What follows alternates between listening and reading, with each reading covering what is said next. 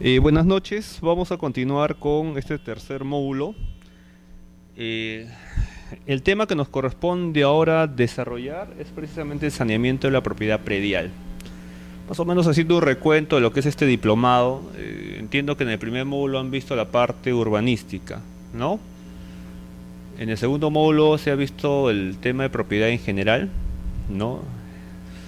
Se entiende que en este diplomado lo que a ustedes les tiene que quedar claro es el tema formal de acceso a la propiedad, que es a través de las habilitaciones urbanas, y por otro lado también el acceso informal que hay a la propiedad, ¿no? Que justamente son las invasiones, ¿no? Las usurpaciones y cualquier otra forma de acceder a la propiedad de manera irregular, ¿sí? En esos casos, por ejemplo, y que es lo común y que de todas maneras tenía que tocarse en este diplomado, son estas invasiones, efectivamente, ¿no? Que son formas irregulares de acceder a la propiedad. Hablo de acceder físicamente a ella, ¿no? Pero fíjense, hay este binomio, ¿no? Por ejemplo, la ciudad va creciendo en dos aspectos. Uno de la manera formal. Porque en la ciudad vamos a tener estas dos cosas, ¿no? Por un lado, gente que efectivamente hace habilitaciones urbanas, ¿sí? Entonces, esa es una forma de cómo la ciudad va creciendo de manera ordenada, ¿sí? Porque la ley, la formalidad dice que tiene que ser a través de una habilitación urbana. Pero claro, eso es lo que dice la ley. Pero nosotros podemos salir a la calle, es más, miramos nuestros distritos, nuestros alrededores, y podríamos decir que todo ha crecido de manera ordenada y a través de este procedimiento de habilitación urbana. No, ¿verdad? La realidad es otra. La realidad es que sí, pues hay un grupo que hace una habilitación urbana, pero hay otro grupo que definitivamente no le importa la habilitación urbana. Hay otro grupo y una gran cantidad, ¿no? Y esa es gran parte de la ciudad, la parte periférica generalmente, no digo que todo, porque hay parte que sigue haciendo habitaciones urbanas, pero hay unas zonas que efectivamente no hay habilitación urbana, ¿no? Entonces ahí la pregunta es, oye, ¿y dónde queda el urbanismo ahí, no? La pregunta es, ¿y acá quién planifica la ciudad? ¿Quién desarrolla la ciudad? ¿No? ¿Quién dice que en esta zona tiene que haber un colegio o no debe haber? Si tiene que haber un parque, una comisaría, si el ancho de vía es así, es más, es menos. O sea, si se dan cuenta, esto es lo que predomina en la ciudad, ¿no? O sea, el Perú no se caracteriza por ser una ciudad pues que ha crecido de manera ordenada, ¿no? Y de acuerdo con la formalidad que exige la ley. Es todo lo contrario, ¿no? Ha crecido en base a invasiones. Ahora, habría que preguntarnos, no sé si alguno de ustedes tiene referencia, desde cuándo aparecen las invasiones, ¿no? Y por tanto, desde cuándo la ciudad ha empezado a crecer de manera desordenada y a espaldas de la formalidad. ¿Alguien tiene por ahí alguna noción, alguna idea? Sus padres por ahí no les comentó, sí, mira, las invasiones, hijo, empezaron, no sé, en tal año, en tal fecha, ¿no? Pregunto, ¿no? Claro, yo sé la respuesta, pero me gustaría saber si ustedes tienen alguna noción, porque claro, tal vez ustedes son jóvenes, ya cuando han tomado conciencia, bueno, ya la ciudad pues estaba totalmente invadida, ¿no? Pero esta invasión ha empezado en algún momento, ¿no? ¿Alguien por ahí tiene una idea? A ver, un tincazo, pues. ¿Qué año calculas tú? A ver. Así el cálculo, al ojo.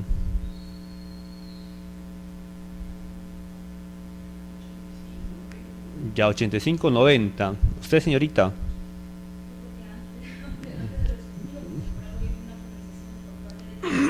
Ya más o menos.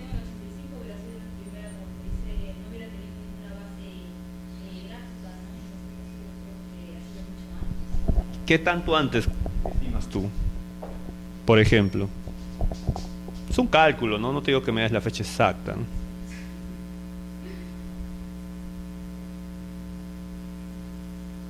¿Nada? Su compañero dijo 80, ya tú por lo menos dices 60, 70, 40, 50, 30, no sé.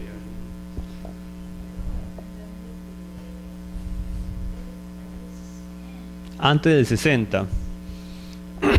Bueno, generalmente cuando uno revisa un poco los antecedentes, los libritos que por ahí se han escrito, los artículos y demás, y noticias y todo esto, eh, los primeros antecedentes datan a partir de los años 40. O sea, 40, o sea, ya son una buena cantidad de años, ¿no? Y claro, o sea, el principal motivo de la migración, porque fue una migración que vino del campo a la ciudad,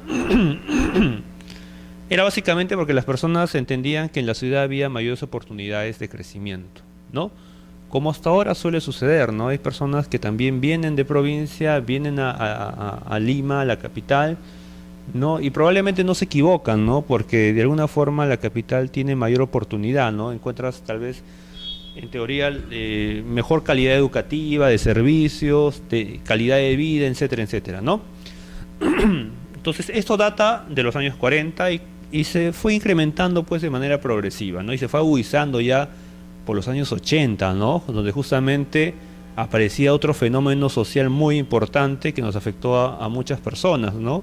Estamos hablando del terrorismo. Entonces, eso también incidió de manera directa para que la gente empezara pues a migrar. Evidentemente la gente cuando migra del campo a la ciudad, pues no va a preguntar si este terreno es de fulano y tal, o de quien sencillamente lo encontró abandonado, o lo encontró descuidado y tomó posesión. Entonces fíjense cómo este fenómeno de alguna forma ha hecho que la ciudad crezca de manera pues inesperada, ¿no? O sea, ningún alcalde había estimado que iba a haber una invasión de ese tipo, o de esos tipos, ¿no? Y mucho menos que estas invasiones iban a empezar y nunca iban a terminar. Porque hoy en día tenemos invasiones, aún siguen habiendo invasiones, ¿sí? Hay invasiones en Lima, pero no solamente en Lima, o sea, tal vez la realidad de Lima se ha reflejado también en otras ciudades, no grandes ciudades del Perú, evidentemente. Se me ocurre, por ejemplo, Arequipa, ¿no?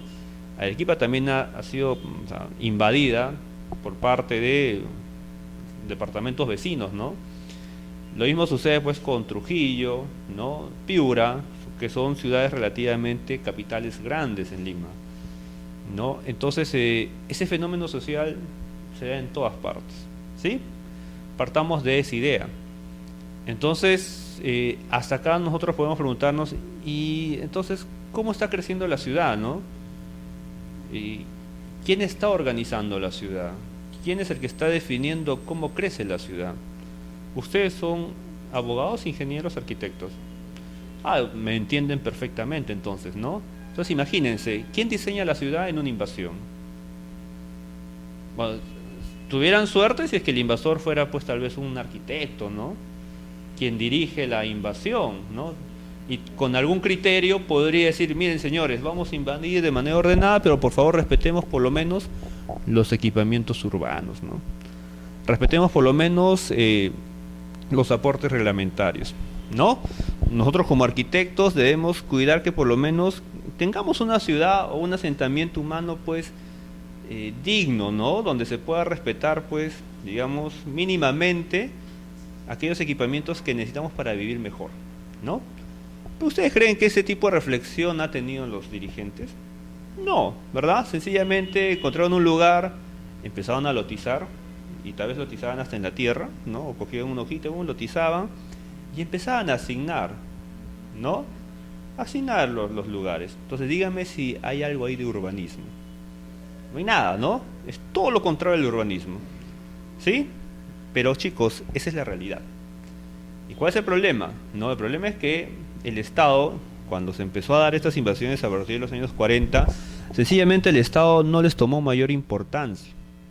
El Estado decía, pues bueno, son personas que están viniendo del campo de la ciudad, seguramente están especulando con los terrenos y en algún momento retornarán a sus lugares de origen, ¿sí? Esa fue la concepción que al inicio se tuvo por parte del Estado frente a un fenómeno social que por primera vez aparecía en el Perú. Y probablemente el razonamiento en ese momento pudo haber sido algo lógico, ¿sí? Pero no fue el correcto.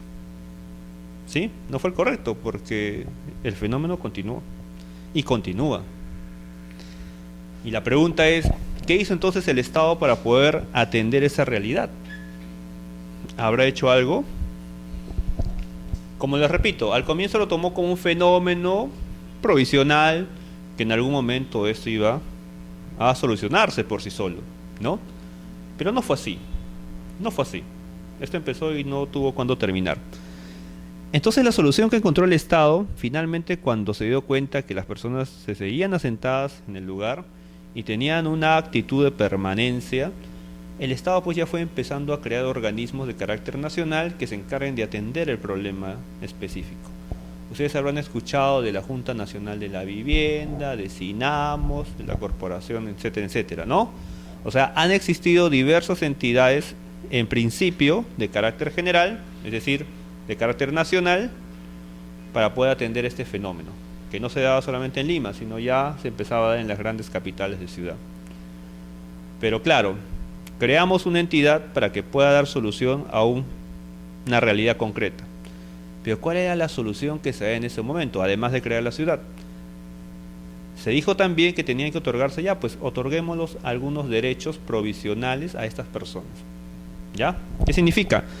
Que se le otorgaba títulos simplemente provisionales. No eran títulos definitivos, ¿sí? Eran títulos que tenían pues cláusulas de reversión. Ustedes han escuchado de hablar de las cláusulas de reversión, ¿verdad? ¿Sí? ¿No? Bueno, el Estado, como parte de sus competencias, el Jus Imperium, como titular del terreno, puede otorgar derechos a terceros, ¿no? Pero esos derechos los puede otorgar condicionados, ¿no? Por ejemplo, a usted le entrego un terreno para que lo habilite y haga pues, lo habilite de manera rústica, ¿no? ¿Con qué finalidad? De que con el trabajo de usted se va de alguna forma a contribuir al desarrollo económico desde el punto de vista agrícola, ¿sí? Yo se lo doy como Estado. Y le digo, y como Estado, para garantizar esa finalidad, le digo, oye, por si acaso, tú no puedes venderlo. Por si acaso, tú no puedes destinarlo a otra cosa para lo cual yo te lo he dado. ¿Ya? Entonces, esas son las cláusulas de reversión. Te pongo condiciones en el contrato, en la adjudicación, para que tú los cumples. Y evidentemente estas condiciones están orientadas a que se cumpla la finalidad. ¿Sí? Hoy en día también existe la reversión. La reversión es una figura de carácter público, o sea, desarrollada en el derecho público. Los abogados conocemos, o sea, hay dos grandes vertientes, el derecho público y el derecho privado, ¿ya? Y esta figura se desarrolla de mejor manera en el derecho público. Cuando el Estado entrega cualquier adjudicación a un tercero, puede otorgar estas cláusulas, puede consignar estas cláusulas de reversión. Hasta ahora lo hace. Por ejemplo, el Estado puede otorgar un terreno a favor de la municipalidad para que haga un parque. Si la municipalidad no hace el parque, ese predio tiene que regresar al Estado. Esas son las cláusulas de reversión. Te doy con esa finalidad. Entonces lo mismo trató de hacer el Estado para el caso de la población. Se otorga un título de propiedad, pero ojo, este título es provisional, no es definitivo. Es más, está condicionado. ¿Y por qué pensaba esto el Estado? Porque aún seguía creyendo de que esas personas se iban a retirar. Entonces, ¿para qué le otorga un título definitivo si se van a retirar? Entonces, la forma de tratar este problema social fue de esa manera. Crear una entidad de carácter nacional que de alguna forma regule o resuelva este problema, y este problema finalmente se solucionaba con títulos provisionales, no definitivos. Bueno, esta realidad se fue dando, pues chicos, con el tiempo, ¿no? Ya llega la Constitución de 79, ¿no? Y las competencias pasan ya a las municipalidades provinciales, ¿sí? Pero acá hay que hacer un paréntesis. Ustedes saben que con la ley se crea excepciones, ¿no? La ley crea excepciones. O sea, si bien es cierto, en esos años, antes de los años 79, hacia atrás, la competencia era de carácter nacional, el Congreso podía emitir una ley y darle una facultad especial a un distrito o a una provincia para que ellos otorguen títulos de propiedad. Es por eso que ustedes van a encontrar en algunos casos, oye, ¿por qué Punta Hermosa, por qué San Bartolo y por qué otras municipalidades distritales han otorgado títulos de propiedad en esos años? ¿No? Si el profesor me dijo que solamente era de carácter nacional, que era una entidad pública de carácter nacional que lo hacía a nivel nacional. Bueno, la explicación es esa, porque la ley también crea excepciones, y el Congreso había creado más de una excepción, ¿no? Le había dado facultades a municipalidades provinciales, distritales, etcétera, etcétera, para que en ciertos lugares determinados ellos se encarguen de otorgar los títulos de propiedad. Eso van a encontrar, ¿ya? Finalmente es legal, porque es una ley dada por el Congreso, ¿no? Pero bueno, de alguna forma, después de la Constitución del 79, o con la Constitución del 79, y con su próxima Ley Orgánica de Municipalidades, y el tema fue quedando mucho más claro, ¿no? El problema persistía y lo que se dijo en ese entonces fue, en tal caso, que ahora el problema de la titulación, la regularización de estas personas que han invadido, lo hagan las municipalidades provinciales. O sea, a partir de esa fecha, el órgano competente son las municipalidades provinciales. ¿Ya? Llega la Constitución del 93 y es lo mismo. Entonces, hasta acá podemos sacar la siguiente conclusión. A partir de los años, desde el año 79 en adelante, ¿no? La competencia es municipal. Hasta ahora es municipal, ¿ya? Pero quedémonos un poco en el año 90, en los 90, ¿sí? El año 93 se aprueba la Constitución. La Constitución de alguna forma recoge lo mismo que la del 79, o sea, esa es competencia municipal. La ley orgánica de municipalidades estaba alineada también en ese mismo sentido. El tema se da cuando se hace un estudio, y justamente aquí en la diapositiva citamos, ustedes lo deben conocer perfectamente, a Hernando de Soto, ¿ya? Y Hernando de Soto pues hace un estudio muy importante en sus dos libros, ¿no? El otro Sendero y El Misterio del Capital. ¿Sí? Han escuchado de ellos, ¿no? Acá en resumidas cuentas lo que hace Hernando de Soto pues identificar y describir una realidad que es nuestra, ¿no? Los peruanos somos informales, ¿no? Pero él lo aborda desde tres aspectos. Somos informales en el comercio, somos informales en el transporte y también somos informales en la propiedad, ¿sí? Nace pues la informalidad. Y efectivamente, él hace un estudio y cuando se da cuenta la mayoría de personas, ¿no? La mayoría de personas en Lima y a nivel nacional que justamente habían accedido a esos terrenos del Estado, y no solamente el Estado, también propiedad privada, pues eran meramente poseedores, ¿sí? Y les faltaba algo que era importante, justamente el título de propiedad.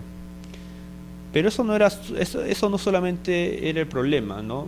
Lo más importante viene ahora. Porque cuando se hace ese estudio, se determina pues de que estas personas no solamente tienen una esterita, ¿no? Algunos podrían tener su esterita, pero finalmente viven ahí. Pero gran parte de estas personas tenían pues casas de un piso, dos pisos, tres pisos, ¿no? Era casi lo regular. Porque estamos hablando que de los años 40 en adelante, ellos ingresaron. Entonces han ido consolidando progresivamente sus viviendas, ¿no? Han ido consolidando progresivamente sus viviendas. ¿Y la explicación cuál era? Generalmente estas personas, y ni siquiera ellos, o sea, es obvio y es natural que aquella persona que trabaja invierte generalmente su vivienda, ¿no? Entonces la gran inversión que estas personas tenían, lo aplicaban en su vivienda. Plata que conseguían, que trabajaban, lo invertían en un ladrillo, una bolsa de cemento, una columna, y así progresivamente iban pues incrementando su patrimonio, reflejado justamente en su vivienda, que era lo más importante para ellos. Entonces fíjense, ya no solamente era un terreno invadido, era un terreno y una edificación. Entonces eso ya tenía un costo. Entonces estábamos hablando pues de predios que no valen 100 soles, ¿no? Estamos hablando de predios que probablemente están por encima de los 100.000 soles, ¿no? 40.000, 50.000, 60.000 y por ahí, y puede seguir subiendo, ¿no? Claro, hoy en día es mucho más por cómo se ha ido dando la evolución de la propiedad, ¿no? Entonces, Hernández Soto dice, sí, pues estamos acá frente a un capital muerto, ¿no? Esa gente que invierte todo su dinero en su vivienda, pero finalmente esa vivienda está fuera de la formalidad. Ese señor no es dueño de nada, sencillamente es un poseedor. La pregunta es, ¿este señor está dentro del mercado o está fuera del mercado? La respuesta es obvia, ¿no? Está fuera del mercado. Y está fuera del mercado, ¿por qué? Porque sencillamente no puede no puede hipotecar, podría venderlo, pero evidentemente la venta de un terreno no saneado es mucho menor a uno que sí lo está. En conclusión, podría venderlo, sí lo podría vender, pero tendría problemas. Podría heredarlo, podría darlo en testamento, no, ¿sí? Entonces, imagínense, todos los grandes problemas que genera de alguna forma la informalidad. Entonces, Hernández Soto dice, hay que incluir este capital muerto al mercado. y de alguna forma crea un sistema de titulación, crea o propone la creación de un sistema de titulación masiva. Para entonces, quien estaba encargado de llevar a cabo el proceso de formalización eran las municipalidades provinciales, ¿sí? Ahí habíamos quedado. Entonces, fíjese que como parte de su estudio que él hace, que es antes del 96 evidentemente, él decía la titulación a cargo de las municipalidades, ¿no? Y el promedio de tiempo era de 43 meses. O sea, para poder titular un predio, la municipalidad aproximadamente se demoraba como 43 meses. ¿Cuánto estamos hablando? Mucho más de 2 años. Mucho más de 2 años, ¿sí? Que implicaba 207 procedimientos administrativos en 48 oficinas públicas distintas. O sea, pues era una lágrima poder tener un título de propiedad. Y eso era tan cierto de que efectivamente llegaban los años 80, los años 90 y mucha gente que había invadido los terrenos hace muchos años no contaban con títulos de propiedad. ¿Por qué? Porque ese señor tenía que transitar pues toda una vía crucis para poder tener un título de propiedad. Entonces mucha gente iniciaba el procedimiento y al final pues terminaba aburriéndose y dejaba el procedimiento así que se quede, ¿no? Y al final ¿quién pierde? Pierde el Estado, porque más gana el Estado cuando esa propiedad está dentro de la formalidad, ¿sí? ¿Y en qué se refleja? ¿Impuestos o no? Se reflejan impuestos también, ¿sí? O sea, el Estado también de alguna forma percibe un recurso cuando la propiedad está formalizada. Entonces, esta era la realidad hasta el 96. Entonces, lo que se hace fue justamente crear, o mejor dicho, vamos a hablar en otros términos, frente a un problema, ¿no? Ustedes son ingenieros, perdón, arquitectos, no les gusta que los confundan con los ingenieros, ¿no? Mi esposa es arquitecta, ¿no? Y si por error yo le digo que se me escapa el nombre de ingeniero, se raya, no, somos totalmente distintos, ¿no? O sea, sus razones tendrá, pero en fin, a nadie le gusta que lo comparen también, eso es cierto, ¿no? Entonces, fíjense, lo que se hace acá en realidad es una reforma, ¿ya? Se propone una reforma. Hay un problema de titulación, el sistema de titulación no funciona, no camina, los resultados son obvios, se demoran tanto para otorgar un título de propiedad. Entonces, bajo este ritmo, imagínense, en Lima pues se iba a terminar de titular en el 2050, ¿no? Y eso todavía. Entonces, eso no puede funcionar, ¿no? Y la economía se va a paralizar, no se puede esperar tanto tiempo para que esta gente entre al mercado. Entonces, lo que hace Hernández Soto es, hagamos una reforma, ¿no? Bueno, es su propuesta. Lo que finalmente el Estado lo toma, ¿no? Y el Estado efectivamente elabora una propuesta, una reforma, que es la siguiente, ¿no? En principio, necesitamos una nueva ley que aborde este problema, ¿sí? Y ahí está efectivamente la ley 803, que es la ley que crea COFOPRI y que crea también un registro donde COFOPRI va a inscribir lo que genera, ¿ya? O sea, esta ley crea una entidad que se va a encargar de titular y crea un registro público paralelo, ¿no? Que se va a encargar de inscribir todo lo que genera COFOPRI, ¿ya? O sea, de frente creo 2 instituciones.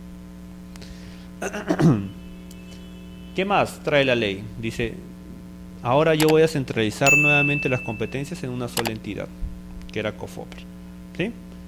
Entonces crea una nueva entidad, crea instituciones nuevas, ¿no? Pero ahí no acaba la reforma.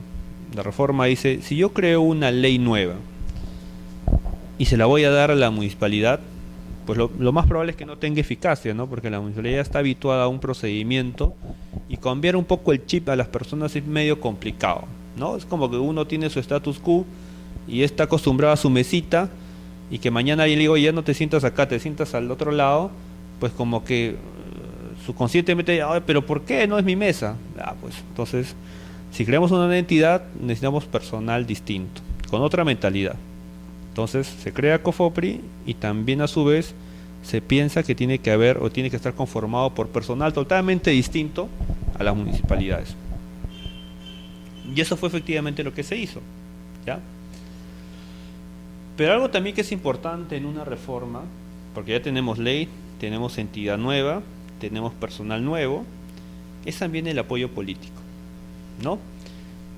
si esta reforma no tuviera, como si se el espaldarazo político, porque finalmente, o sea, no, en el Estado no todo es jurídico, también de por medio tiene importancia la política. Hablo porque son políticas de Estado, ¿no? Si hoy, por ejemplo, el presidente de la República dice, hay que brindar apoyo a la educación. No es que Humala esté sacando plata de su bolsillo, ¿no? Sino que él está dando un lineamiento para el Estado. O sea, en el Estado la prioridad es la educación.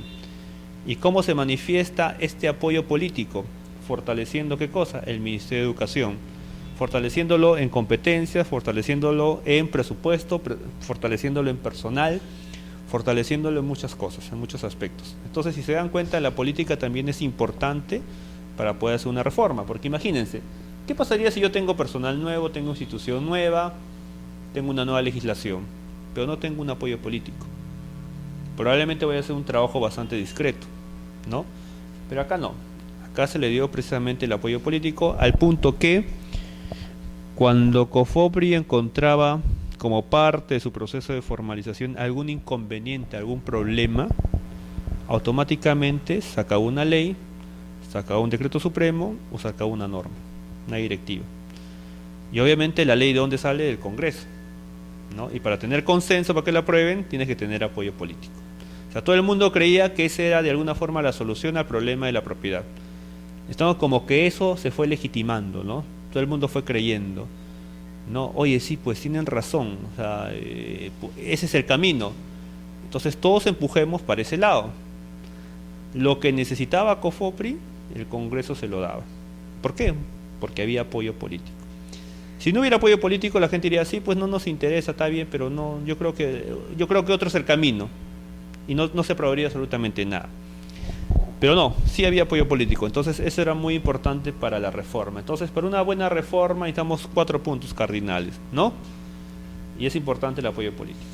Fíjense, ¿qué trae esta reforma? Como ven acá en el segundo párrafo de esta diapositiva, hay un cambio pues totalmente enorme, ¿no?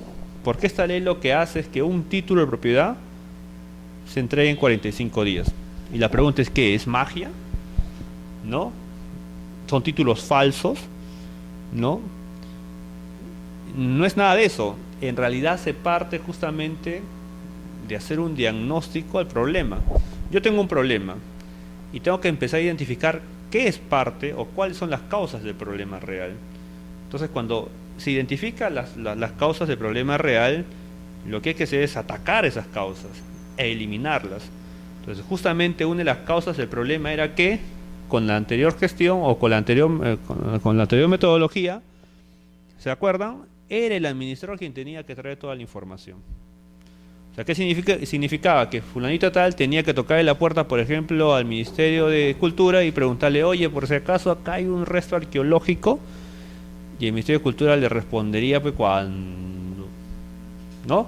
Lo mismo a la municipalidad o a la región o al IGEMET, ¿no? Al CERNAN, al Poder Judicial. O sea, él tenía que tocar la puerta a las instituciones y decir, oye, ¿tienes información?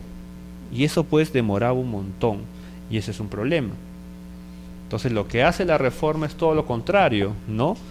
Decirle más bien cuál es lo único que tiene que hacer aquel administrado. Tú espera acá sentadito en tu casa, tranquilito, solamente preocúpate de tener todos tus documentos de posesión, que es lo que me interesa, no me interesa otra cosa, tus documentos que acrediten la posesión de tu predio, que yo voy a venir y te los voy a pedir llegado el momento. Nada más. El resto se encargaba de hacer COFOPRI, ¿ya? ¿Qué significaba eso? Que COFOPRI tenía que preguntarle a Cultura, tenía que preguntarle al Ministerio de Educación, preguntarle a las distintas entidades públicas, ¿sabía? Si por haber, ¿con qué finalidad? De saber si es que había algún derecho sobre ese terreno. O sea, se invierte un poco la figura. Si antes era el administrador el que tenía que estar mirándole la cara al funcionario, por favor, atiéndeme, ahora es todo lo contrario. Se toma una actitud más proactiva. Es la institución la que va a barrer con toda la información y solamente va a buscar al administrado para decirle, entrégame tus documentos de posesión, que lo puedes hacer en un solo día. Y la misma administración lo calificaba, lo evaluaba, y si correspondía lo titulaba y se acabó. Es por eso que el procedimiento duraba 45 días. Pero claro, estos 45 hay todo un trasfondo, hay todo un trabajo que ahorita vamos a comentar en qué consistía, ¿ya? Porque tampoco era decir, esta zona voy a trabajar y empiezo a contar en 45 días ya aparece el título de propiedad como de arte de magia. No, detrás de eso hay todo un trasfondo, hay todo un trabajo, ¿sí? Que vamos, de alguna forma vamos a comentarlo el día de hoy. ¿Hasta acá tienen alguna pregunta? ¿Ninguna? Ya. Me parece perfecto. Así vamos a avanzar más rápido. Fíjense, acá hay una definición de lo que es un, si quieren verlo, proceso de formalización de la propiedad. Dice que son acciones de carácter legal y técnico y de difusión que desarrollan los organismos competentes en materia de saneamiento físico legal, cuyo objetivo es enfrentar el problema de la informalidad en los derechos de propiedad urbana mediante el empleo de metodología moderna y procedimientos simplificados de formalización. ¿Ya? Este es un concepto muy importante que lo recogemos de Edgardo Mosqueira, que de una forma nos da una idea global de lo que se debe entender por un proceso de formalización. Acciones de carácter legal y técnico, porque evidentemente cuando hablamos de saneamiento de propiedad, no solamente es un trabajo de un técnico, ¿no? O de un abogado. Yo les pregunto, ¿podría un abogado leer un plano? Bueno, podría ser el intento de hacerlo, ¿no? Pero probablemente a la conclusión que llegue no sea la más correcta. Y lo mismo, un técnico, un arquitecto, por más buena intención que tenga, podrá hacer un estudio de partida, sí lo puede revisar, de hecho podría encontrar problemas legales, pero ¿sería el profesional idóneo para poder resolver el tema? No, porque finalmente es una opinión de él, pero su opinión tiene que ser necesariamente técnica, ¿no? O sea, como dice zapatero a su zapato. Entonces, como el tema de saneamiento implica un estudio no solamente de la parte legal, sino que también de la parte física, que es la parte técnica, ya estamos hablando acá de un proceso que tiene que ser conocido por un equipo multidisciplinario, si quieren verlo así, ¿no? Entonces llega un abogado y un técnico. Las famosas brigadas que de alguna forma se conocen, donde hay un abogado y un técnico, ¿no? Entonces, ese es un trabajo que tiene que ser visto de esa manera, ¿no? Desde el punto de vista técnico y desde el punto de vista legal. ¿Cuál es la finalidad de poder sanear la propiedad?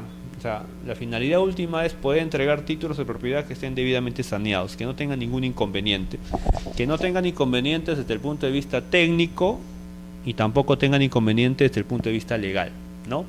Porque imagínense, yo otorgo títulos de propiedad y ese título que yo otorgo finalmente tiene una duplicidad registral. ¿Es un título seguro? No, estoy generando más bien un problema, estoy generando una duplicidad registral.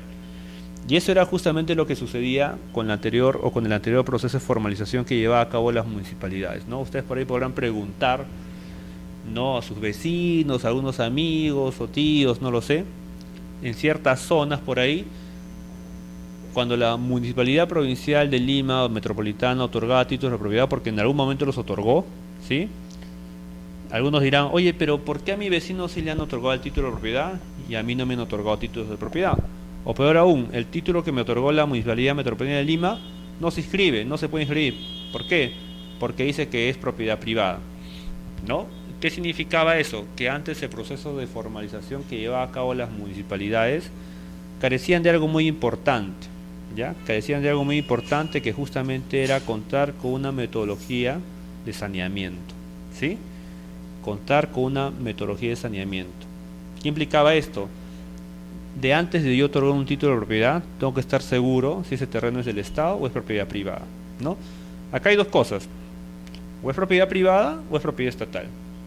Si es propiedad del Estado no hay ningún problema, ¿no? Pero si es propiedad privada sí hay problema, ¿no? Entonces muchas veces la Municipalidad Metropolitana de Lima, cuando hacía esta función, pues no llegaba a definir si es que ese terreno era propiedad privada o propiedad estatal. No se llegaba a esa definición exacta. ¿Por qué razón? Porque sencillamente la municipalidad identificaba el asentamiento humano, generaba un plano perimétrico y un plano de trazo y lotización y lo ingresaba a registro. Y registro lo inscribía. Ahora, ese no era un problema solamente de la municipalidad, también era un problema de registro, ¿sí? ¿Por qué razón? Porque finalmente el registro es el que tiene que calificar el título y evaluar si corresponde o no la inscripción.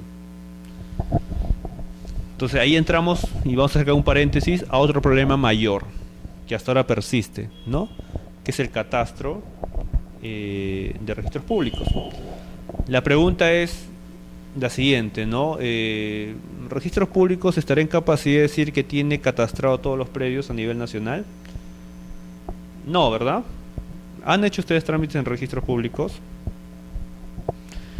Fíjense, un trámite bien común que se hace es, por ejemplo, solicitar un certificado de búsqueda catastral. A mí me interesa, por ejemplo, un terreno determinado, ¿ya? Puede estar dentro del casco urbano, fuera del casco urbano, o puede estar incluso en zona rural. Me interesa un área en particular, pero yo no sé si es propiedad inscrita o no inscrita. Entonces, generalmente hay un procedimiento que es el certificado de búsqueda catastral, donde el ingeniero lo que hace o el arquitecto lo que hace es levantar justamente un polígono del predio, ¿no? Y desde luego asignándole, ¿no? Coordenadas, producto de un levantamiento topográfico, entiendo yo, para que sean reales. Le asigna coordenadas y presenta eso a registro para preguntarle a registros, oye, en este espacio que te estoy dando, que tiene coordenadas, dime si hay propiedad inscrita o no. ¿No? Entonces ese plano con coordenadas, registro le ingresa a su base gráfica. Y en su base gráfica, el registro te va a decir si eso está inscrito o no está inscrito. ¿Ya? ¿Cuál es la verdad de las cosas? Que como registro no tiene en su base gráfica todas las propiedades habidas y por haber, en muchos casos te otorga un certificado, te dice, no está inscrito. Y en letra chiquitita que te dice, oye, pero por si acaso te aviso de que mi catastro no está implementado al 100%, ¿ah? Lo vengo implementando de manera progresiva. Así que no te sorprendas si hay cambios. Y efectivamente sí suele haber cambios, porque por ejemplo, si hoy día me dicen de que este terreno no está inscrito, entonces yo puedo ya busco a mi abogado, ¿no? Puedo buscar a mi abogado y mi abogado dice, oye, pero podemos inmatricularlo, ¿no? Hagamos un procedimiento de título supletorio, inmatriculación, etcétera, etcétera.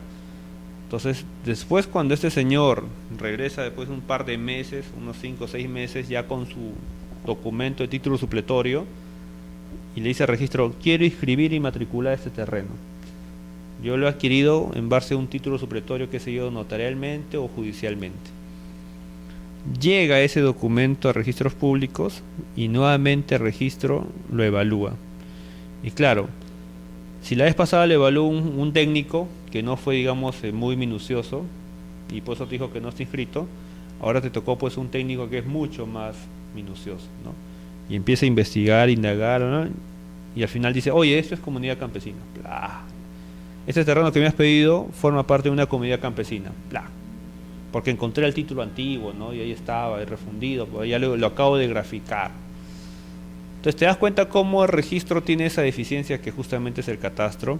Y claro, no es culpa de los funcionarios que están hoy en día acá, ¿no? Eso es culpa ya, si quieren verlo, es un tema ya heredado, ¿no? Porque el registro público tiene, pues, a ver, estamos hablando, su creación desde 1888. O sea, si ustedes pueden imaginarse desde esa fecha hasta hoy cuántas inscripciones hay en el registro. Pues un montón, ¿verdad? Un montón. Y la pregunta es, ¿siempre hubo estación total? ¿Siempre hubo coordenadas? ¿Siempre hubo GPS? No, pues, o sea, ese es algo que por lo menos en el Perú probablemente se conoce a finales de los 80, 90, ¿no?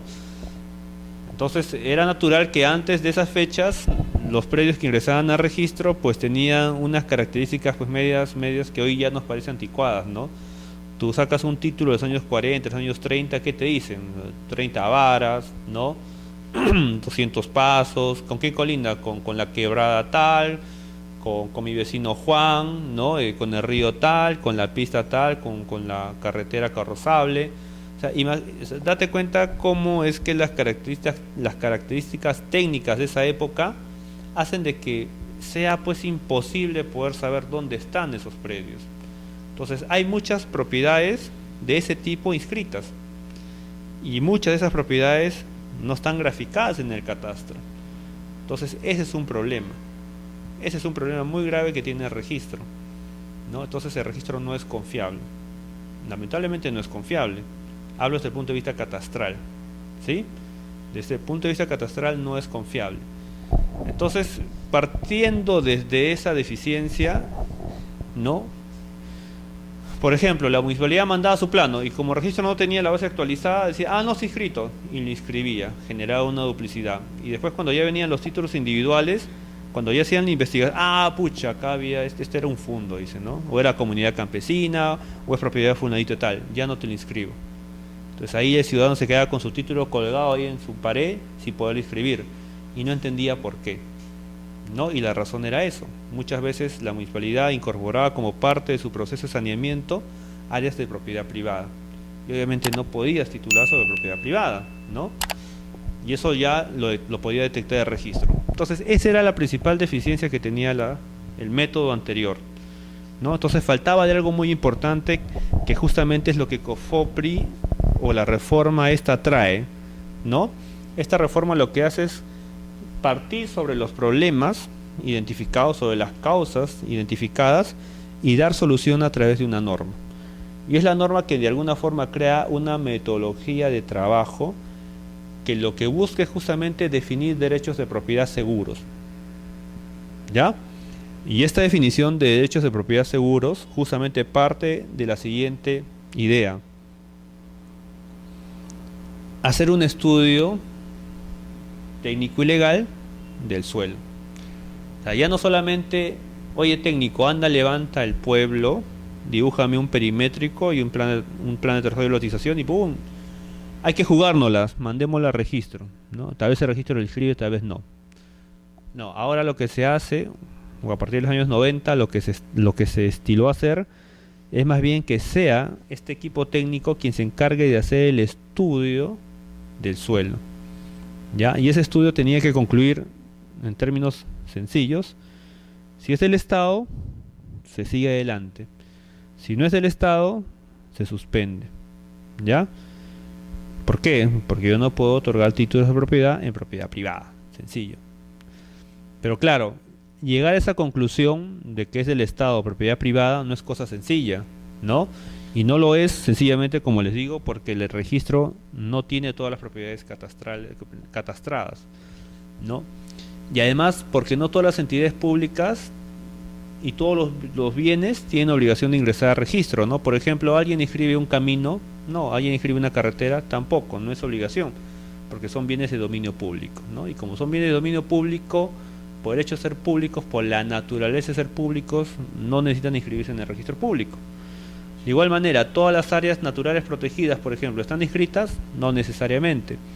Todas las zonas arqueológicas están inscritas, tampoco. Y las zonas arqueológicas yo las voy de alguna forma encontrando en el camino. O sea, no hay un catastro definitivo y único de zonas arqueológicas. O sea, si yo le pregunto al Ministerio de Cultura, oye, ¿cuál es tu catastro arqueológico? ¿Qué me va a decir el Ministerio de Cultura? Bueno, ese es el que tengo a la fecha, ¿no? Porque yo no sé si, es más, en este edificio excavo y encuentro tal vez, no sé, la casa de un resto arqueológico, ¿no? Entonces evidentemente automáticamente esta es se supone que es como una zona intangible, ¿no? Los restos arqueológicos son intangibles, porque son patrimonio de la nación. A lo que quiero llegar es a lo siguiente, ¿no? O sea, en el Estado, en el Perú, la realidad catastral es diversa. Puede encontrar propiedad privada, puede encontrar comunidad campesina, puede encontrar propiedades de dominio público, puede encontrar concesiones mineras, puede encontrar contratos de licencia para la exploración y explotación de hidrocarburos, puede encontrar zonas de riesgo, puede encontrar áreas naturales protegidas, puede encontrar zonas arqueológicas, puede encontrar zonas con conflictos judiciales. O sea, la diversidad, chicos, de problemas que puede encontrar en el suelo es enorme, ¿ya? Claro, podría tener, digamos, la suerte de no encontrar ninguna, como de hecho han habido, ¿no? Han habido terrenos que han sido siempre el Estado y que han sido invadidos y no hay ningún problema porque es el Estado. Pero a veces la gente cuando invadía, no invadía, como les repito, no pregunta, ¿es del Estado? Sí, pum, entraban, ¿no? Sencillamente, oye, ese terreno está chévere, ¿no? O sea, está planito, está bacán, y pum, invadían. Y si no había nadie que los cuidara, ya estaban en posesión. Y en el camino se van enterando que es propiedad privada, ¿no? o probablemente invaden una zona donde la mitad es propiedad privada, una parte es del Estado y la otra parte podría ser comunidad campesina. O sea, la diversidad de formas que podemos encontrar es bastante. Entonces, sí, adelante.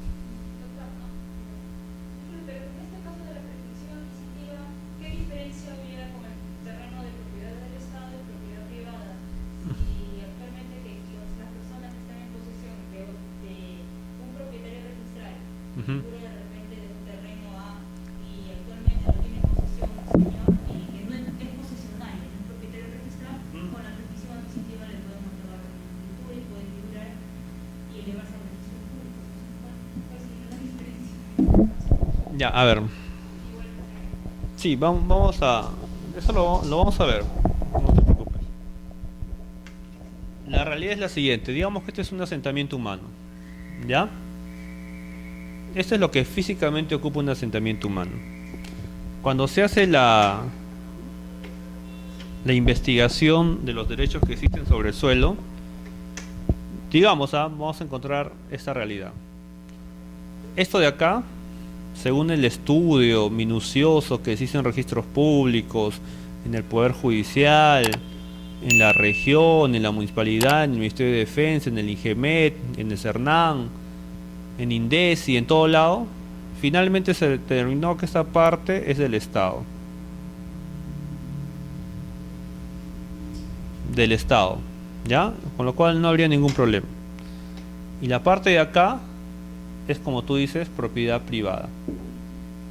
Pero ojo, todo esto ocupa el asentamiento humano. Entonces, ¿cuál era la utilidad justamente de tener un saneamiento, ¿no? O un buen diagnóstico de la posesión informal? Sencillo, si yo digo que esto, que es el 60% del predio, es del Estado, lo que hacía, en este caso, COFOPRI, era titularlos, porque es un terreno del Estado, y quien está otorgando los títulos es el Estado, ¿no? No hay problema. Pero acá pregunto, ¿COFOPRI podría titular? No podía titular, ¿no? ¿Por qué? Porque es propiedad privada. Yo no podría disponer de propiedad privada. Pero sin embargo, como era una realidad, y ahí justamente voy con el tema del apoyo político, COFOPRI dijo, oye, pero en propiedad privada también hay un montón de posesiones informales. Hay un montón. ¿Qué hacemos ahí? ¿No? Y como la idea es solucionar los problemas, crean pues el procedimiento, vamos a ponerlo acá chiquitito, de prescripción adquisitiva. Fíjense, administrativa, ¿no? Administrativa. O sea, ya no es ante el Poder Judicial, sino que administrativamente se podía hacer la prescripción adquisitiva. ¿Y qué decía COFOPRI? Y ahí está la innovación además. Hay una prescripción adquisitiva individual y hay una prescripción adquisitiva de matriz. ¿Cómo es matriz? Imagínense que en este pedazo de terreno, que es lo que queda del asentamiento humano, estamos hablando del 40%, ¿ya? Acá nomás hay, digamos, 800 lotes, digamos, ¿ya? ¿Qué te permitía la prescripción masiva? En un solo procedimiento de prescripción, prescribir todo esto, los 800 lotes. Pero también se preveía la prescripción individual, donde se hacía una prescripción por un lotecito, por un lotecito.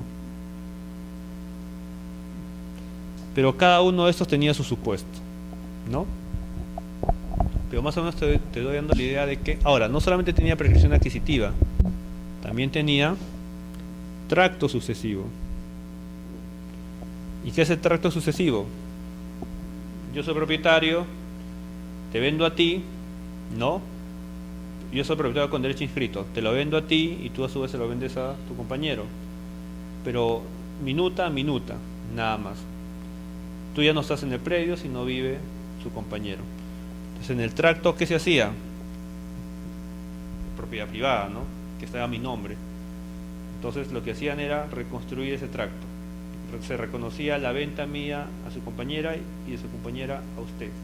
Entonces esa cadena se reconstruía en este procedimiento y finalmente se inscribía la minuta que usted tiene, ¿no? Es más, se le daba la formalidad requerida para que pueda ingresar al registro. ¿Qué más tenía? Conciliación. Todo esto para propiedad privada. O sea, imagínense los métodos de saneamiento que habían para intervenir en propiedad privada. De Estado ni hablar, pero también para propiedad privada. También había la conciliación, ¿no? Y la conciliación también pues era, pues, COFOPRIS intervenía como un intermediario, ¿no? Quien finalmente eran los partícipes acá importantes en la conciliación era el propietario y los poseedores, los invasores. COFOPRIS estaba en el medio, así como un mediador, como un conciliador, ¿no? Se podía suscribir un acta de conciliación donde el propietario decía, ya pues finalmente pues me han invadido, llevar un proceso judicial, pelearme por 15 años y al final para recuperar el terreno es un problema social. O sea, estoy poniendo lo que podía pensar el propietario, ¿no? Dice, costo-beneficio, ¿no? O sea, voy a gastar en un proceso judicial por tantos años tanto, va a ser complicado el desalojo, ya. Entonces el propietario puede decir, mejor costo-beneficio, ya, sí, concilio con esta gente, se lo vendo porque finalmente nunca lo voy a recuperar y ya, pues quedamos en cierto monto. Y lo que diga la conciliación es lo que tenía que ejecutarse. Si por ejemplo decían que se va a vender a 5 soles el metro cuadrado, se tenía que pagar 5 soles el metro cuadrado, ¿no? Era el contenido de un acta de conciliación, chicos, es como una sentencia judicial. Se obliga entre las partes, ¿no? Si hay un incumplimiento, se cae todo. Entonces, también tenías la conciliación. Y hay muchos asentamientos humanos que han sido trabajados en base justamente a ese procedimiento, la conciliación. Partiendo de la idea de que el propietario pues reconoce que este tema ya es insalvable, ya no va a recuperar su propiedad. Así que, a no ganar nada, transaba con los invasores y él era el que firmaba los títulos, el propietario, él suscribía los títulos, a quien efectivamente haya cumplido con lo que se había pactado en el acta, ¿no?, de conciliación. Pero además, miren, tenemos tracto sucesivo, tenemos prescripción, tracto sucesivo, conciliación, y aunque no lo crean, también en el 2008 aproximadamente se aprobó el proceso de expropiación. A lo que quiero ir, tenía todos los mecanismos habidos y por haber para poder sanear en propiedad del Estado y en propiedad privada, ¿ya? Con eso, ¿qué se garantizaba? Se garantizaba de que nadie quede excluido de la formalización, ¿sí? Ahora, obviamente, en esos procedimientos administrativos se daba toda la garantía del administrado, ¿no? Se da toda la garantía del administrado. En un procedimiento de prescripción, si el propietario no estaba de acuerdo, sencillamente se podía oponer. Me opongo a la prescripción adquisitiva. Si por alguna razón la prescripción igual se declaró fundada, el propietario podía apelar ante el superior. Si por alguna razón el superior declara infundada la apelación, se agota la vía administrativa. Pero ese propietario todavía podía irse ¿a dónde? Al Poder Judicial. O sea, fíjense que se daba todas las garantías para que no venga el propietario y diga, oye, a mí me han confiscado la propiedad, a mí no me han dado la oportunidad de oponerme, no me han dado la oportunidad de apelar y tampoco me han dado la oportunidad de irme al Poder Judicial. No. En estos procedimientos se garantizaba justamente el derecho de defensa del propietario.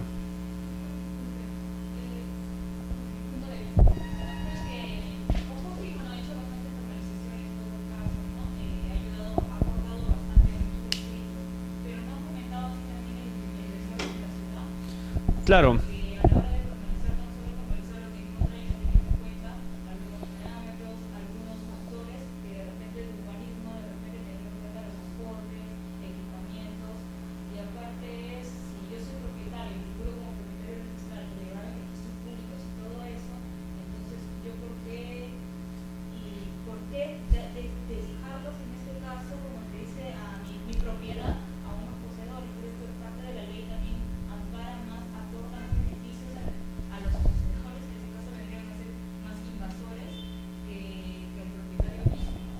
Ujú. Y aparte también actualmente como esta ley de ampliación que están haciendo con Cofopi, si, bueno, la gente está esperando eso, que si en su momento se hizo, se formalizó tales viviendas en tales asentamientos humanos, entonces me voy de otro sitio y invado, y con eso, ¿lo vamos a formalizar?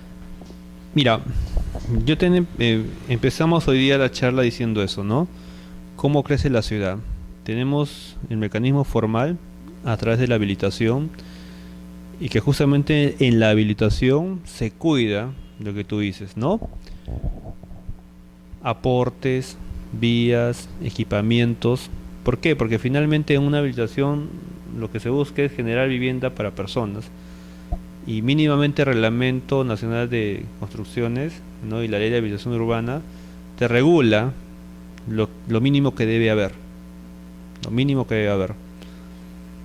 Esa es una forma como la ciudad va creciendo.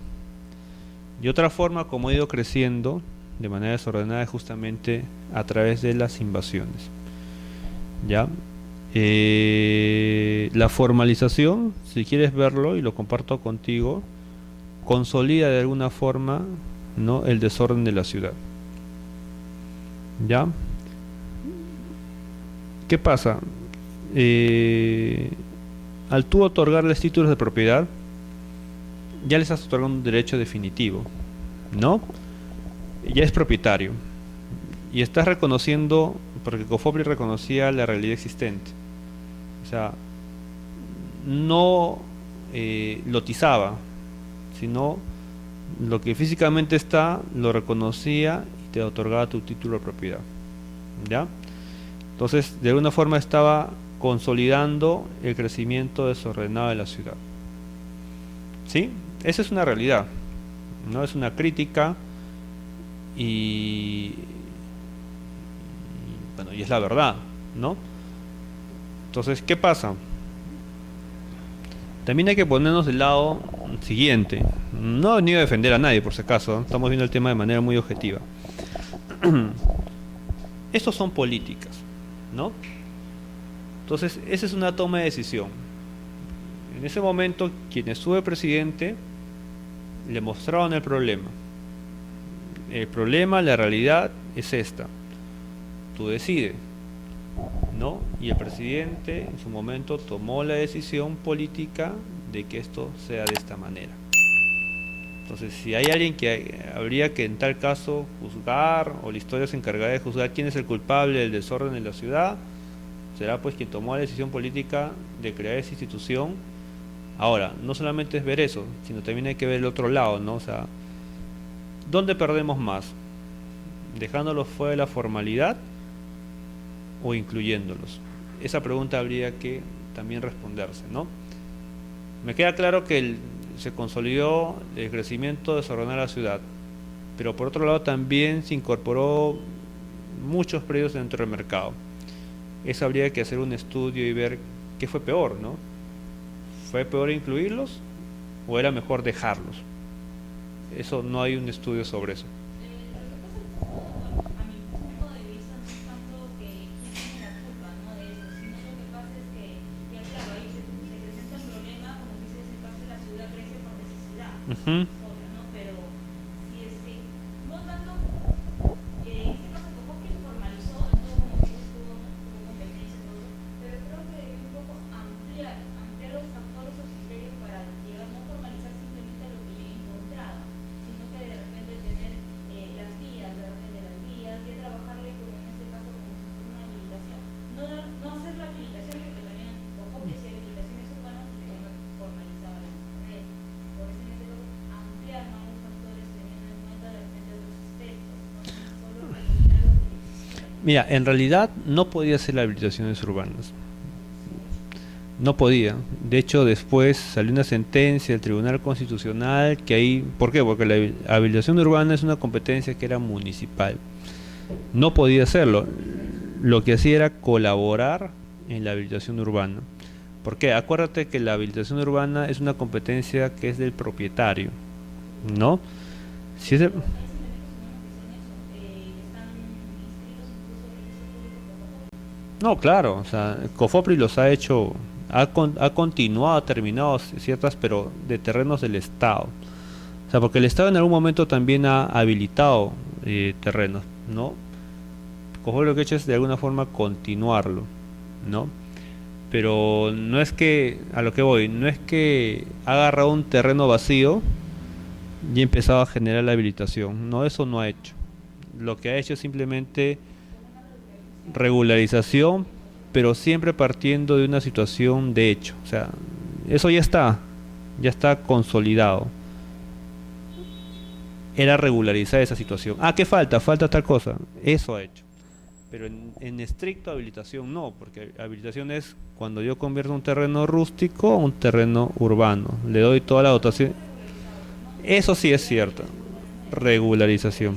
Eso sí lo ha hecho. Pero habilitación propiamente dicho no lo ha hecho, ¿no? Ahora, digamos, ¿cuál es el tema acá? Porque uno dice, sí, pues ha reconocido una realidad que existe, ¿no? Pero no toma en cuenta la zonificación, no toma en cuenta el otro. ¿Cuál es la realidad, no? En el Perú, ¿no? Que gran parte de las ciudades, pues no contaban con planes de ordenamiento territorial, no contaban con planes de desarrollo urbano, menos con planes de desarrollo distrital, ni con esquemas de vías y mucho menos zonificación. Esa era la realidad. ¿Por qué? Estamos hablando de que de la noche a la mañana la gente ¡boom! Invadió, aparece Cofopri y donde entró a formalizar, en muchos casos no había ni zonificación. ¿Ya? Entonces era un terreno del Estado sin zonificación, ni siquiera estaba incorporada a la zona urbana del Estado. Nada. Entonces lo que hace Cofopri simplemente, como no había limitación, pero obviamente la limitación parte es que se apruebe el plan de ordenamiento territorial y los demás instrumentos, ¿no? Como no había ese tipo de limitación, en muchos casos simplemente Cofopri reconoció la existencia y empezó a asignar el uso que tenía físicamente. Si había un parque, parque, si había un colegio, colegio, si había un boom, boom, boom, reconocía lo que había. Y no había esa contradicción aún, en muchos casos, porque no había pues ningún plan de ordenamiento territorial, ni tampoco zonificación, ni nada por el estilo. No digo que en todos los casos, pero en muchos casos no había esto. Y había otros casos donde efectivamente sí había ya alguna zonificación existente, pero igual Cofopri, pum, le asignaba o cambiaba el uso a los terrenos. ¿Ya? Eso también es cierto. Hasta que también nuevamente tuvo que salir una resolución del Tribunal Constitucional que dejó en claro que el tema de zonificación y cambio de uso no es una competencia que se le había dado a Cofopri, sino que, como todos sabemos, es una competencia municipal, ¿no? Entonces se dan cuenta cómo en el camino, si bien es cierto la intención es buena de poder formalizar y todo lo demás, había que tener criterios, había que tener limitaciones, ¿no? Oye, ya, está bien, esa es tu competencia, pero ojo, tienes límites, ¿no? No es omnipotente, no es que tú no puedas, no tengas límites, sí los tenía y los tuvo que ir aprendiendo en el camino, ¿no? Los tuvo que ir aprendiendo en el camino, pero a su vez pues ya de alguna forma fue consolidando una situación, ¿no?, que iba en contra del urbanismo. Y el tema es bien sencillo, ¿no? Imagínense un asentamiento humano formalizado. ¿Ya? Imagínense. Donde gran parte de la realidad física es que son lotes de vivienda y solamente tienen por acá pues un parquecito, por acá pues tienen una comisaría, tienes un colegio, ya, y por acá otro parquecito, y el resto todo es vivienda, vivienda, vivienda, vivienda, vivienda. Así al ojo, ¿no? Ustedes se dan cuenta de que hay un déficit. ¿De qué? De equipamientos. Así al ojo nomás, porque todo es vivienda. Entonces fíjense, eso Cofopri lo reconocía, porque ahí está, era la realidad, ¿no? No puede decir a la señora que vivía ahí, señor, usted no vive acá, por si acaso, porque acá usted tiene que salir, porque acá tiene que ser un parque, va a ser una plaza, ¿no? Es más, todos los que viven en esta zona deben retirarse, porque acá yo creo que debe haber un parque, ¿no? No podía hacer eso, había gente que vivía, simplemente les reconocía. Pero fíjense que al consolidar esta situación, el problema es un poquito más grave, porque ya cuando se quiera de alguna forma renovar un poco la ciudad, ¿no? Y esto está claro, acá por ejemplo hay déficit de equipamientos urbanos, el Estado va a decir, sí, pues en esta zona es muy tuburizada, falta equipamientos urbanos, es necesario que esto sea un parque, ¿no? Pero ahora, ¿cuánto le va a costar al Estado poder recuperar ese terreno? Va a tener que expropiar, si en esta área hay 20 casas, va a tener que hacer leyes de expropiación, ¿no? ¿Y cuánto le va a costar eso al Estado? Por lo menos, pues, estaremos hablando pues, de 1 millón, y eso, ¿ah? Y eso. Estamos hablando de aproximadamente 20 casas. Es un ejemplo nada más. Porque esa es parte del urbanismo, ¿no? Y de hecho la ley señala, ¿no? De que se debe intervenir posesiones informales ya tituladas que justamente carecen de esto, ¿no? De equipamientos.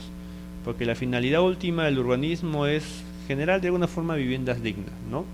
Entonces yo identifico zonas de esta manera, el Estado tiene la facultad de poder expropiarlas, ¿no? ¿Para qué? Para generar equipamientos urbanos. Y de alguna forma como que estás reordenando un poco la ciudad, o el asentamiento humano, la urbanización, el pueblo joven, lo que tú quieras, ¿no? Tiene esa competencia, de que lo haga y cuándo lo haga, no lo sé. Pero el Estado tiene esa competencia de poder, de alguna forma, intervenir zonas ya formalizadas, con esa finalidad, ¿no? Generar, ¿no? O crear nuevos equipamientos urbanos. Pero fíjense que el costo es alto, ¿no? ¿Qué hubiera pasado, por ejemplo, si la ley de COFOPRI le hubiera dicho algo, o sea, se hubiera pensado en ese momento y se hubiera tenido ya, por ejemplo, la zonificación aprobada en todas las provincias? Y la ley decía, se respeta la zonificación asignada, ¿no? Y si ya la zonificación decía que esta era área verde, zona de recreación pública, así hubiera gente en posesión, COFOPRI no los hubiera titulado, ¿no? Y hubiera previsto tal vez la reubicación, y los reubicaba. Entonces, esto ya no te va a costar lo que ahora te va a costar, ¿no?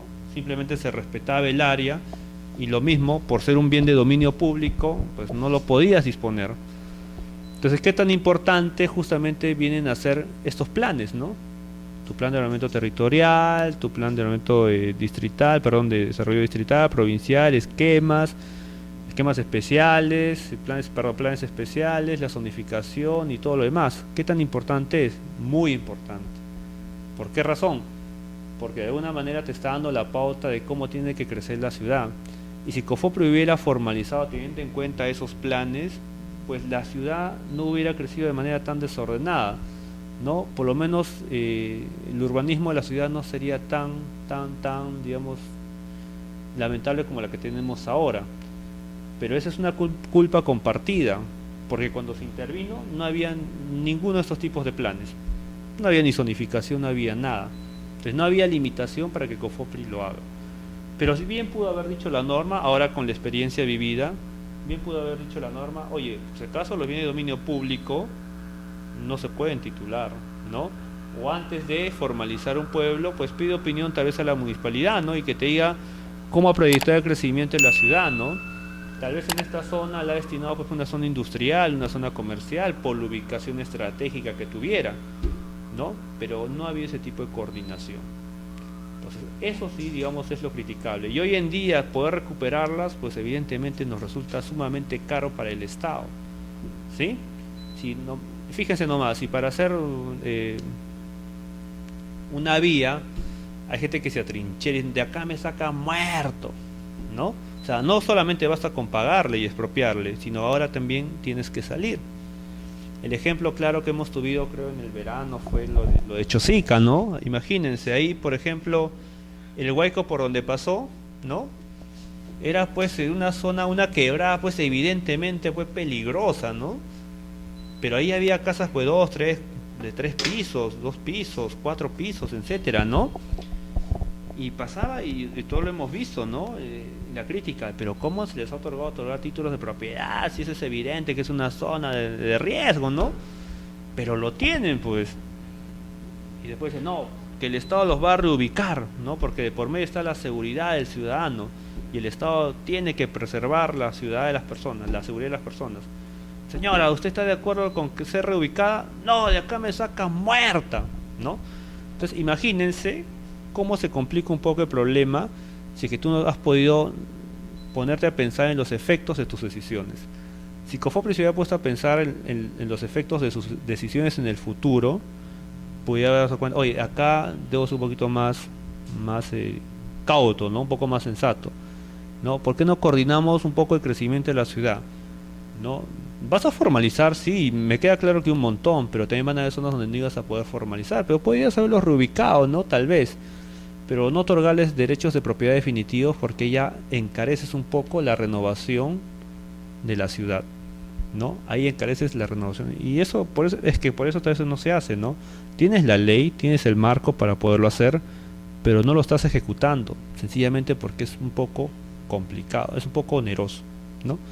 Pero tenemos marco para hacerlo. Esa es tal vez la buena noticia, ¿no? O sea, es como decir, oye, ya formalicé, pero por si acaso también puedo ir de nuevo, identificar dónde puedo mejorar, qué equipamientos les falta a esta zona, ¿no? Y poder negociar y adquirirlos o expropiarlos, etcétera, etcétera, ¿no? Entonces, es todo un tema, chicos.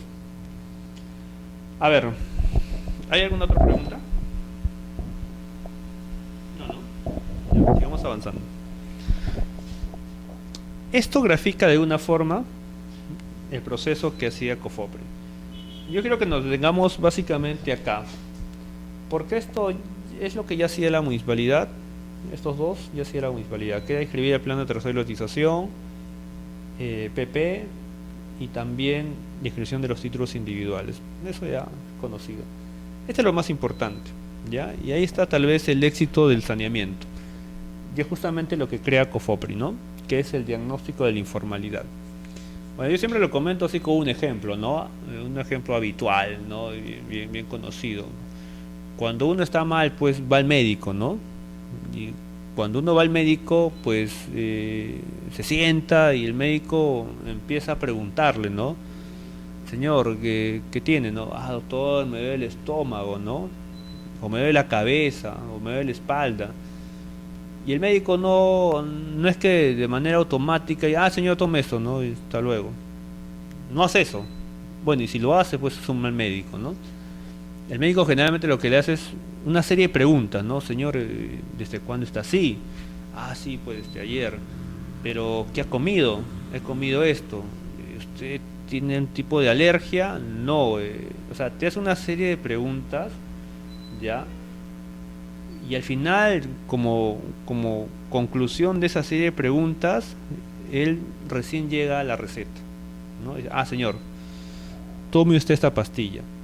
Este es para el mal que usted tiene, ¿no? Pero ¿qué está haciendo hoy el médico?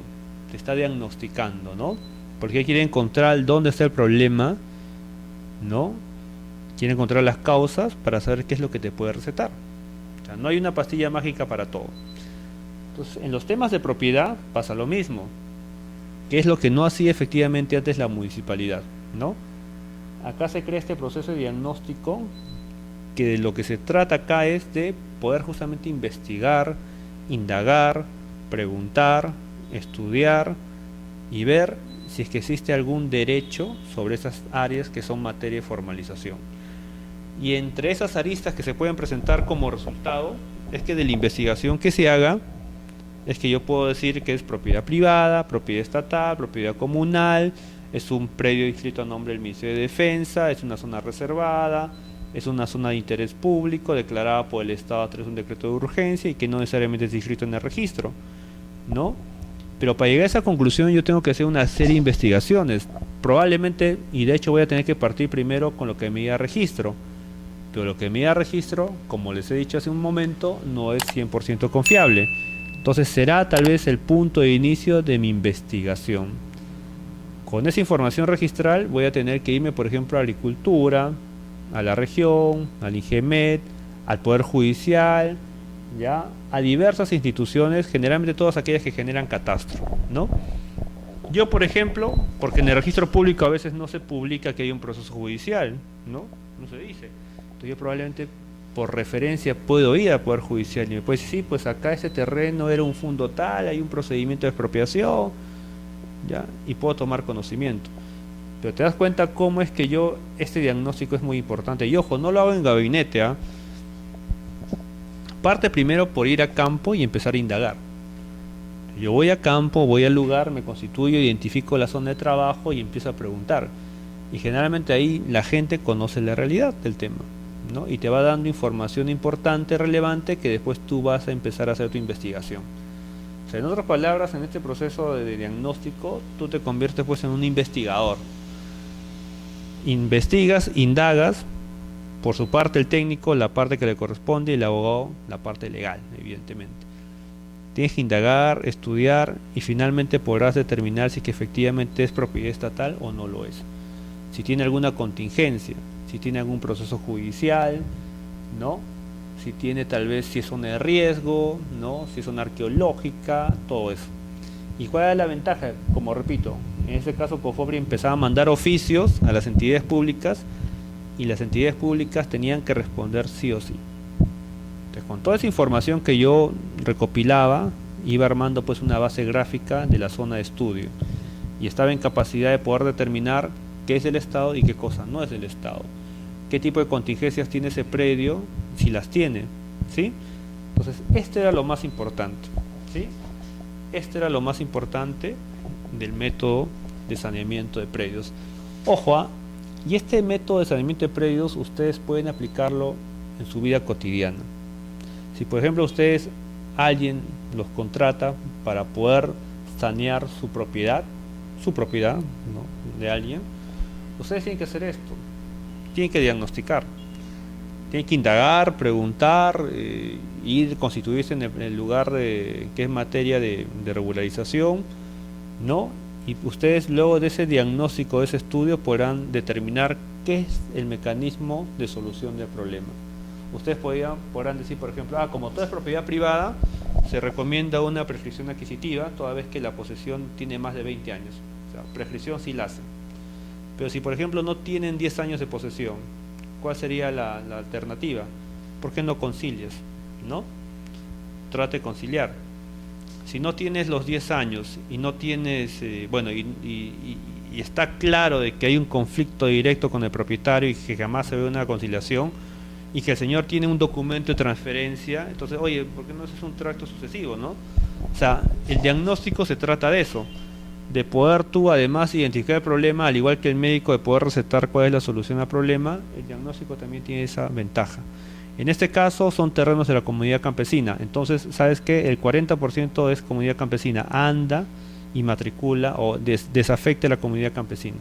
Lo podría hacer, tiene una ley para poder independizar terrenos de comunidad campesina de la costa, ¿no? O es un terreno que está pues dentro de un área afectada a favor del Ministerio de Defensa. Oye, anda, pide la vivienda a Defensa que lo desafecte. Entonces te da la alternativa y todas las posibilidades habidas y por haber que tú tendrías que seguir para poder sanear el predio. Eso es lo que no tenía la municipalidad. Mejor dicho, eso es lo que no hacían las municipalidades. Las municipalidades solamente hacían esto, básicamente. Inscribían y titulaban. Por eso es que después saltaban los problemas, ¿no? Después saltaban las duplicidades registrales, ¿sí? Saltaban los procesos judiciales, saltaban que eran zona de riesgo, ¿sí? Entonces, esa es la gran diferencia que existe ya entre el proceso de formalización, que es el saneamiento de la propiedad. Ahora, finalmente, el saneamiento de la propiedad, como les repito, está garantizado justamente por el trabajo que se hacía, ¿no? Este estudio minucioso de la tierra. Y la pregunta es, luego de hacer todo este trabajo, ¿cuáles son los beneficios de tener un título saneado? Bueno, hay uno, seguridad jurídica. ¿Se acuerdan cómo empezamos esta charla? Diciendo que el Estado asumió este problema otorgando títulos provisionales.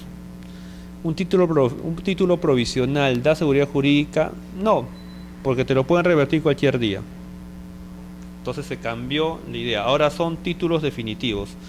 Los títulos que te otorgan en proceso de formalización son definitivos. Se inscriben en el registro y no tienen ninguna cláusula de reversión. Se acabó. Seguridad jurídica, que es finalmente lo que todos buscamos, ¿no?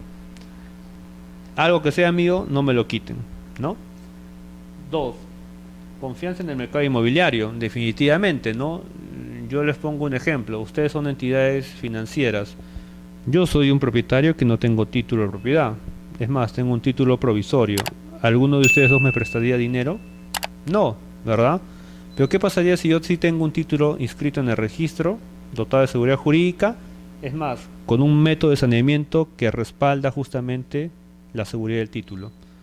Pues ustedes probablemente se pelearían por prestarme dinero. Entonces, esa es justamente la confianza que los títulos deben generar en el mercado, ¿no? Confianza en el mercado inmobiliario. ¿Incrementa el valor de la propiedad? Definitivamente que sí, ¿no? No es lo mismo no tener un título saneado o una propiedad saneada a una que sí lo está. Yo voy a poder negociar y voy a encontrar el valor real a mi propiedad si es que se encuentra saneada. Si no estaría saneada, probablemente la persona que quiera comprarme me podría decir, oye, pero tu propiedad no está saneada. Y como no está saneada, no te voy a pagar lo que tú me estás pidiendo. Es más, tengo esto. Y fíjate cómo el valor del terreno va disminuyendo por un tema simplemente de falta de saneamiento. Pero si yo lo tengo totalmente saneado, un momentito señor, mi terreno está totalmente saneado, usted no va a tener problema alguno, nadie lo va a venir a molestar. Sí, pues efectivamente está inscrito en el registro, está bien catastrado, chévere, no hay problema. ¿Cuánto es? Y te van a pagar lo que vale. ¿Sí? ¿Qué más? Propicia mayor inversión en la propiedad, sin duda. Por ejemplo, vamos a un tema rural, para que el ejemplo esté más claro. Si yo tengo una propiedad de 10 hectáreas, ¿ya?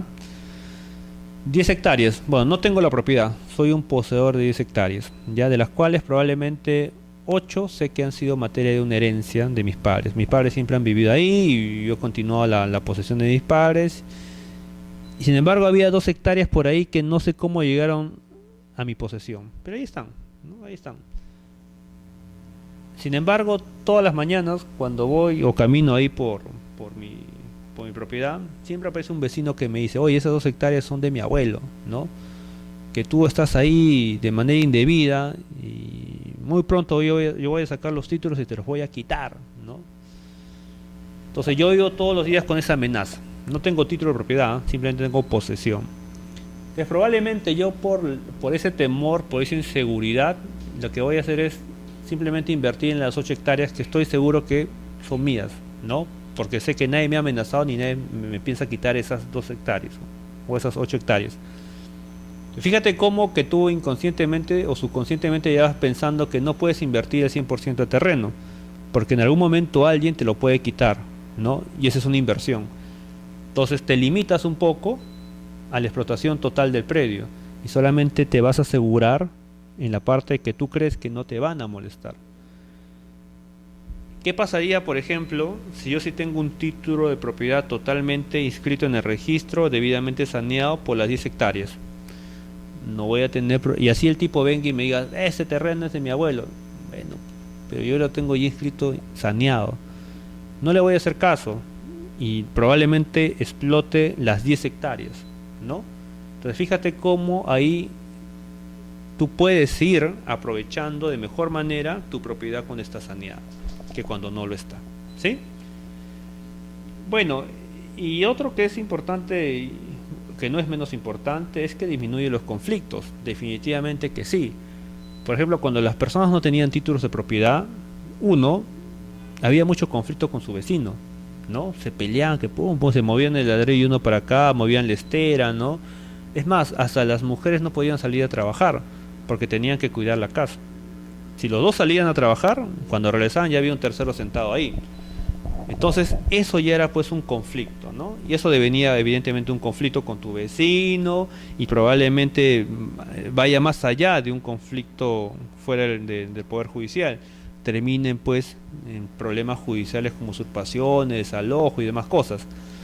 Entonces cuando todos tenemos seguridad de lo que somos, de lo que tenemos, pues los conflictos se acaban. Es como que tú te sientas ahí, tu compañera acá, y ya no hay ese conflicto de que yo me siento acá y no, sencillamente ya está asignado un lugar determinado.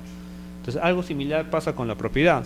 Si tenemos derechos de propiedad asignados y definitivos, pues no hay conflictos, o no tendría por qué haberlos, ¿no? Entonces, fíjense cómo el sistema de propiedad o el saneamiento de la propiedad tiene estos beneficios que definitivamente no solamente debe ser observado o atendido como el proceso de formalización o el saneamiento de predios, es en general, ya les digo, ustedes podrían sanear terrenos de sus clientes, podrían aplicar ciertos principios que hemos conversado acá, y su cliente va a tener estos beneficios, definitivamente, ¿no? Porque esa es la seguridad de tener una propiedad saneada. Más allá del título, es tener una propiedad saneada, ¿sí? Bueno, chicos, hasta acá llegamos. No sé si tienen alguna otra pregunta, si no, continuamos el día jueves.